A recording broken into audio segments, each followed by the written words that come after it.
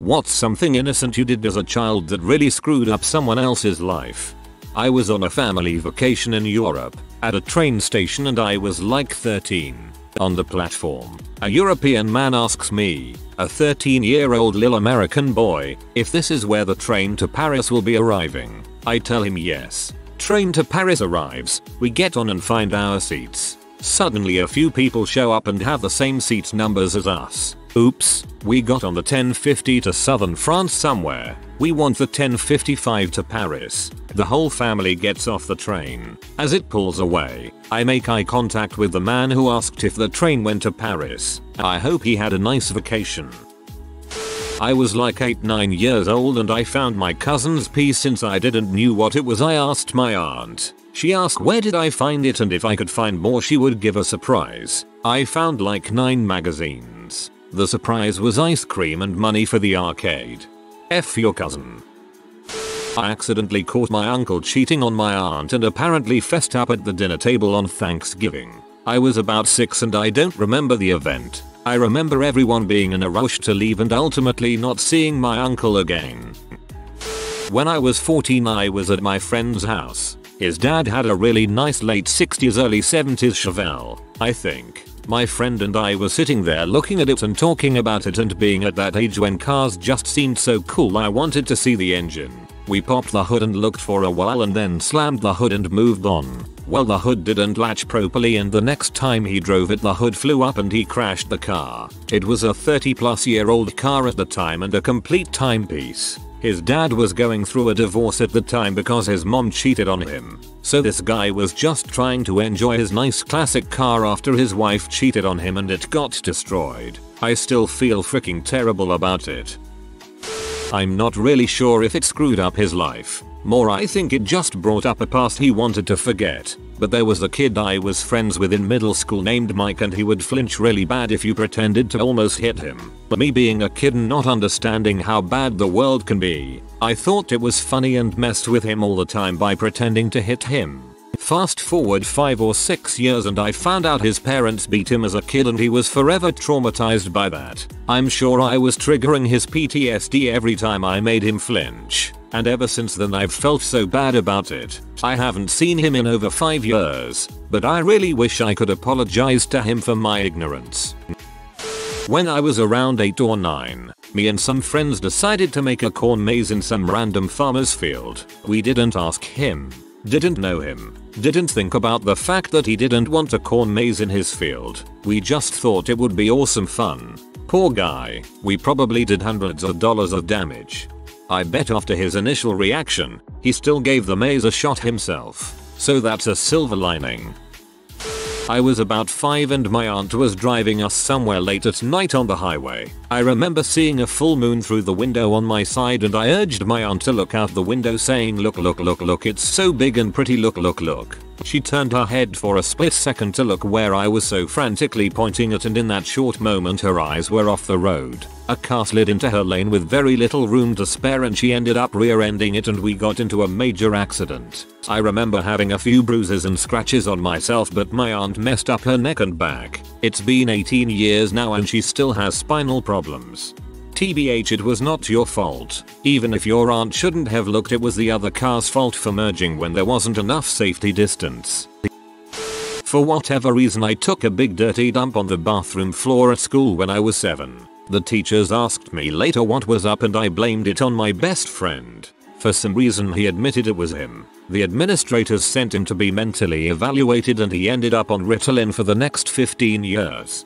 I think your friend might have actually had problems, considering he took that for 15 years.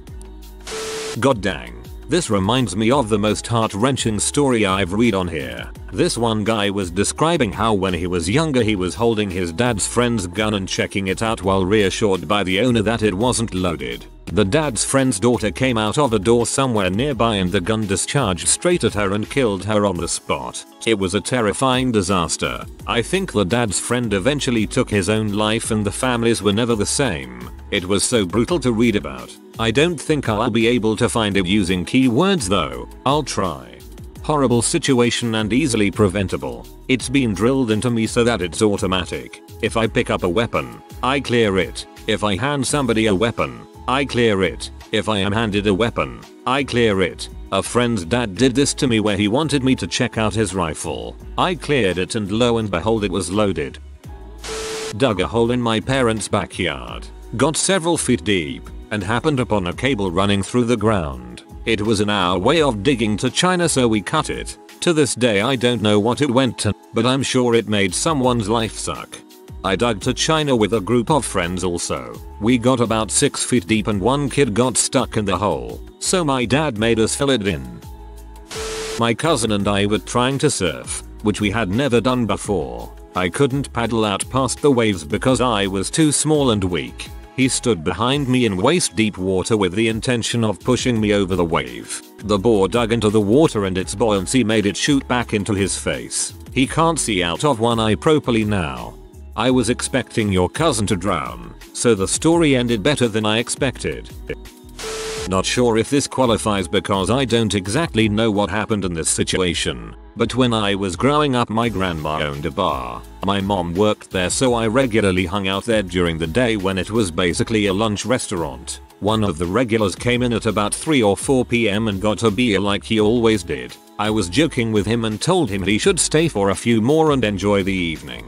He got a little sad and said, "Unfortunately I'm too old for those kinds of things anymore and no one wants to hang out with an old man like me." 12-year-old me didn't think anything of it and carried on about my day. My mom got off work about half an hour after the conversation with him and we went home, picked up my dad and went out to dinner. About halfway through dinner my mom got a phone call from a friend at the bar. The regular had gone home and killed himself. Right after he left the bar, he went home and blew out the pilot light on his oven and laid down on his couch. His son came over to visit him later that evening and found him, but it was too late. I don't blame myself for what happened, but if I had only known I would have stayed and told him that I wanted to hang out with him.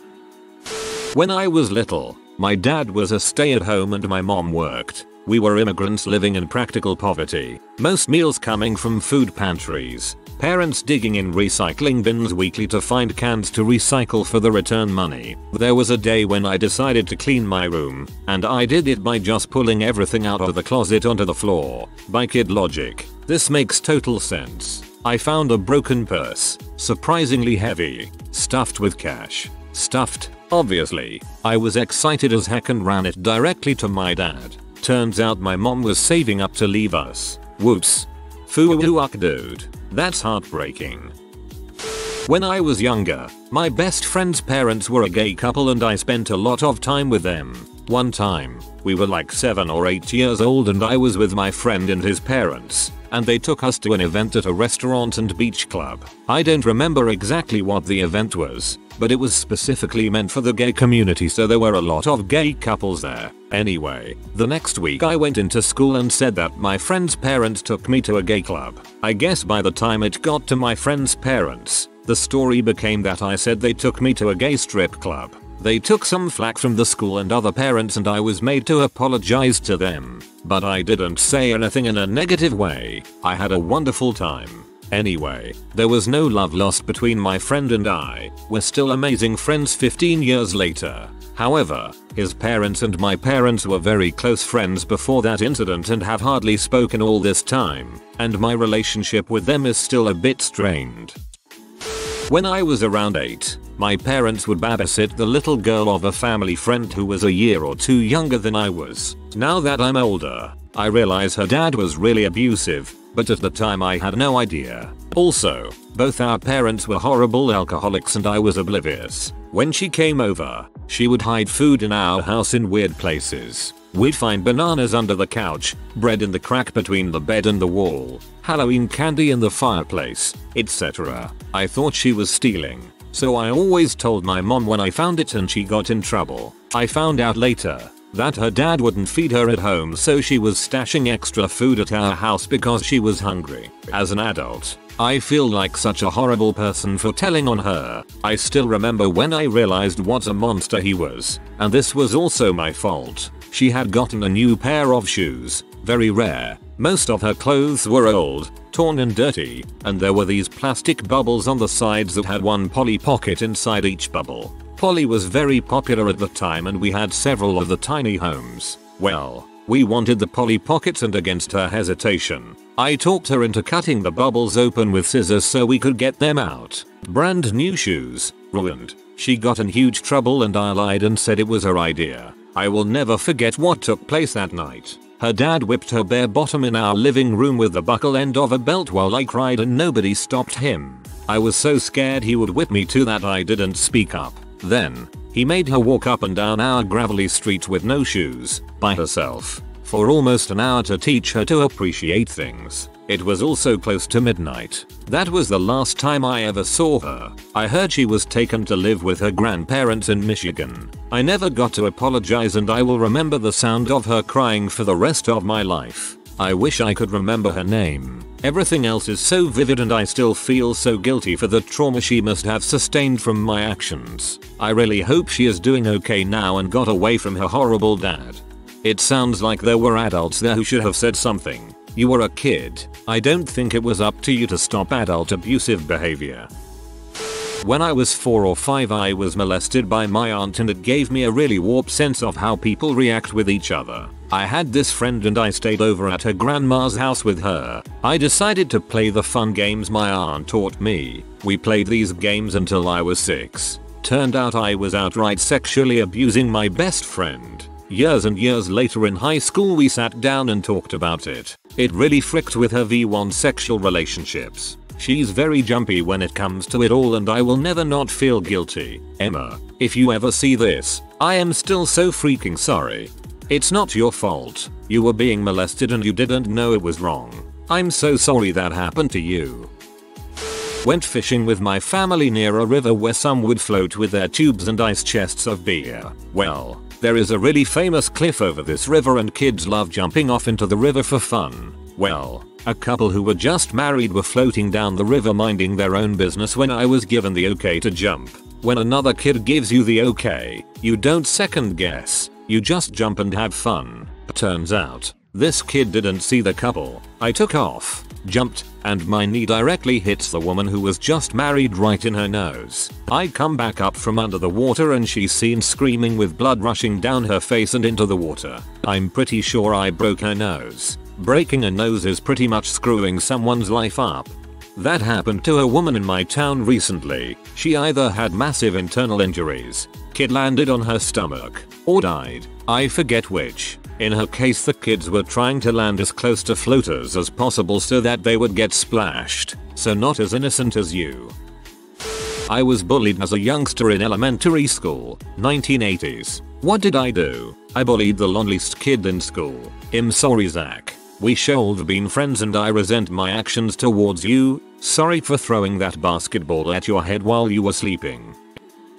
Mine is pretty mild. I have no recollection of it honestly. I've only heard the story from my dad. When I was 4, going on 5, I got my dad a ticket. He got pulled over, I think for speeding, and I was sitting in the front seat. Back then, the booster seat laws were a lot more lenient. You needed to be 5 or over a certain weight to not be sitting in a booster seat. Welp, I was in the front seat, not in a booster, and just barely not 5 yet. The officer asked my father how old I was, and he says that I'm 5. Being the little crap I was, I scream from my seat, no I'm not, I am 4. Yep, he did get a ticket. No guarantee it was because of my big mouth, but I'm sure it didn't help. I was playing baseball in grade 5. It was my turn to bat. I missed the ball when it was pitched. In slight frustration, I swung my bat back in the other direction without looking. The ball ended up directly behind me after it was thrown. The back catcher had walked up to grab it without me noticing. I cracked him in the head, knocked him out, split his head open, and he had to go get stitches and was gone from school for a few days. Not sure if I can say it ruined his life, but I definitely made any future concussions he gets more risky. Could have been worse. 2 kids on my baseball team were fighting over a bat. One kid ripped out of the other kid's hands and on the backswing he caught a bystander in the mouth and fricked up his teeth for life.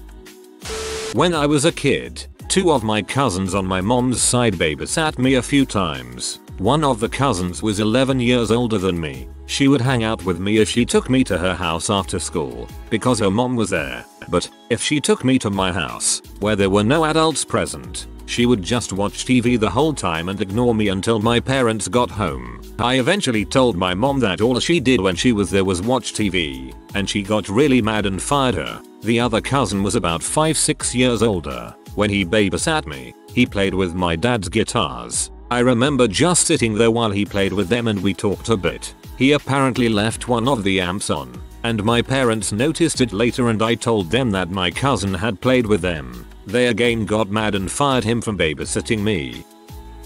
Can't remember the whole thing, but apparently when my sister and I were young we told our bus driver that the guy she was dating was also dating our mom. She told us his name and we said, oh, we know someone who's named that too, and began to tell her about him. I don't think we ruined her life, but at least we stopped him from cheating on anyone else. My mom still likes to bring that story up today though about how we talk too much as kids, lol. I read this as if you just decided to tell a bus driver that your sister and mother were dating the same person. It took me a good 4 attempts at reading it to understand what you were actually saying. One day when I was 7ish I was supposed to walk my friend home. She lived directly across the street, but we got into a fight so I didn't. She ended up getting kidnapped and brutally raped. The guy tried to kill her too. I haven't seen her since. I've heard she lives across the country now. I wish I could tell her I'm sorry. When I was about 15 I was carrying my cousin who was about 2 at the time from the kitchen to the garage as he was and my aunt were heading to their car. Little did I know that the tiled hall floor was wet. It was snowing and we later assumed that the snow brought in on people's boots made the floor wet. Anyway, as I walk out I slipped and fell on top of my cousin, which ended up breaking his leg. Still feel bad as he says it hurts in cold weather. So although an accident, I am pretty sure I've ruined his life by providing him with early arthritis. Nat just gave him a natural thermometer and a cool story for him to over embellish sometime in middle school. Apparently when I was 13 years old I seduced a 50-year-old married man. I screwed up his life when I confessed what was happening. You didn't ruin his life, he did. There was an event at the community center where volunteers were helping kids sign up for summer camps. The tables were placed right in front of the vending machines. Remember this. This is important. Anyways, me being the impish 6-year-old I had a habit of sticking my hand into every little nook and cranny on the vending machines, hoping to score a sweet quarter or something.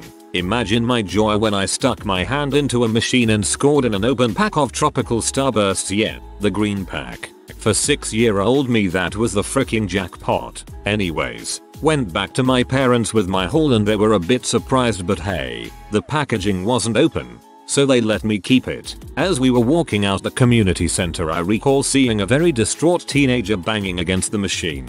It dawned on me a few years ago that he probably paid for the starbursts, turned around to help an impatient parent, and then found out that his starburst ceased to exist. Pretty sure I ruined that guy's life and subsequent faith in vending machines. You little crap. Wouldn't say I screwed someone else's up, but when I was in maybe grade 4, my friend told me that her dog got put to sleep the day before. I didn't understand what it was and responded with, so it'll just wake up. I still feel terrible about it, especially now having dogs of my own and knowing how hard it is to let them go. Never mind trying to talk about it with a friend and them being a dong. When I was 9, my dog died and I remember being in the elementary school library crying. One of my friends asked the librarian why I was crying and she said I had lost my dog. My friend came over and was like, "Don't worry, we can find your dog. Let's go look for him." Sometimes children are so unbelievably innocent. I got obsessed with spies and the idea of people infiltrating the country. Some innocent trucker pulled up on my block and I slid down the grassy hill by the road and set up some homemade nail strips in front of his tires and burst them. Heard more cuss words that day than I thought one human could produce. I don't know if this is relevant to the question, but here goes. When I was in middle school, 2003 to 2005, I was into Magic the Gathering and had a few friends who were as well. They'd come over after school and we'd all play. Coming from a better off family, I had a lot of good cards for that time. One day after they had been over playing, I noticed quite a few of my good cards missing. Later that day I also noticed $100 missing from my wallet. It had just been my birthday and was a gift from my grandparents. I got the police involved and they were pulled into the office at school and questioned. Ultimately they confessed after trying to deny it at first. One of them received community service and had to work to pay me back the $100. The other one though, he ended up having a psychotic break from the whole ordeal, destroying a bunch of his mom's furniture in a rage, was diagnosed with bipolar disorder, and was shipped off to a mental facility for a while. He's got his life together somewhat, but last I checked he's still a cashier at the local grocery store. TLDR. Friends stole from me in middle school and one of them ended up having a complete meltdown and ruining his own life. You didn't do anything wrong though, they robbed you. As a very young child I was asked to be a flower girl in my aunt's wedding. I told her over the phone nah, but maybe next time you get married. I just assumed that was how life worked. People marrying and then splitting and remarrying. And apparently it really hurt my aunt's feelings that I was so dismissive of the permanence of her upcoming marriage. Guess that's 5-year-old for congrats on the nuptials. When I was very young my mother put me in my booster seat in the back of the car and then proceeded to the rear to load stuff into the boot. I, being a mischievous little butthole, got myself out of my seat and took the handbrake off. The car then rolled backwards over my poor mother and broke both of her legs. Screwed her life up for a good while there.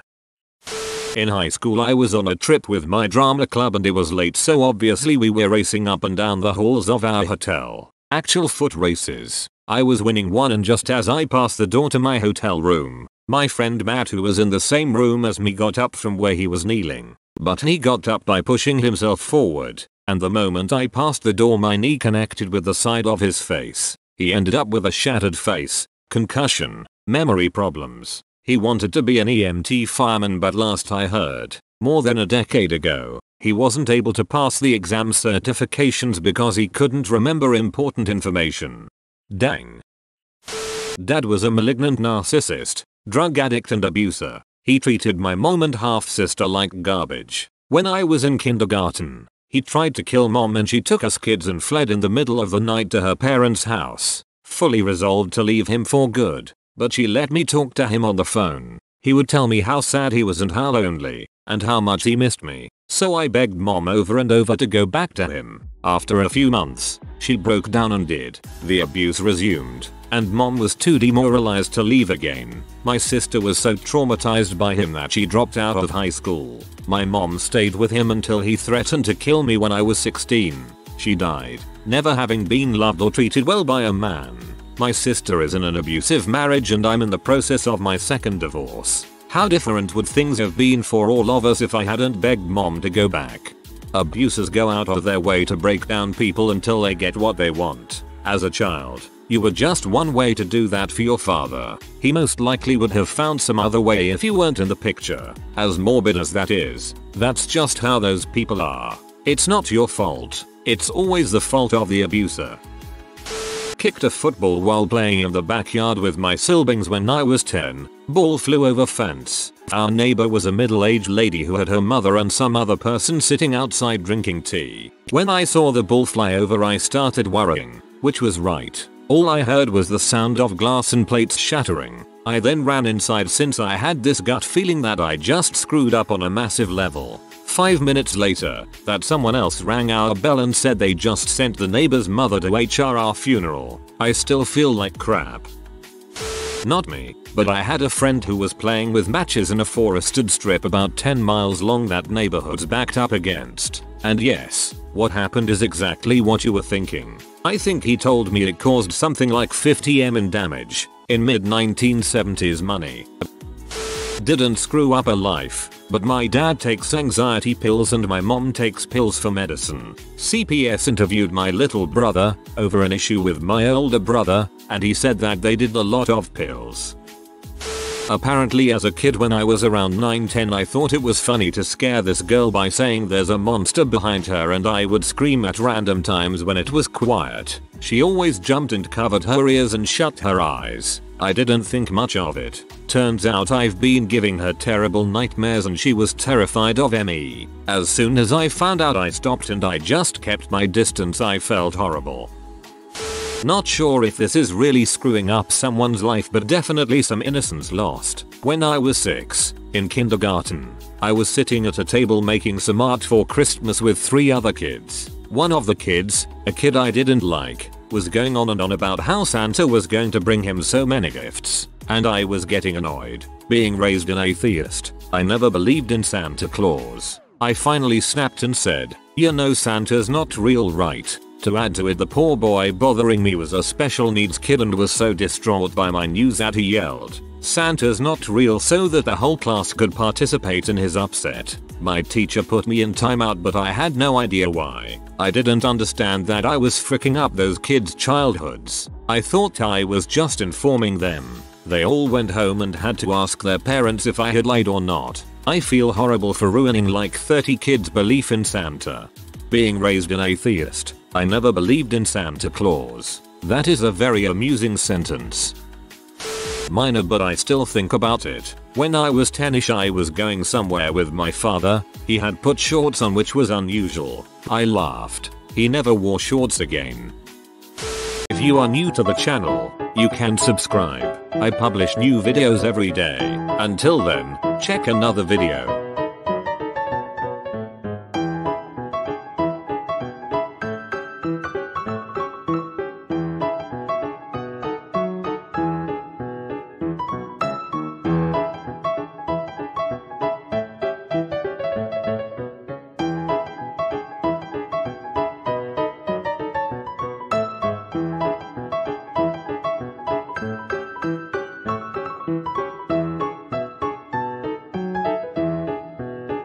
Bye for now.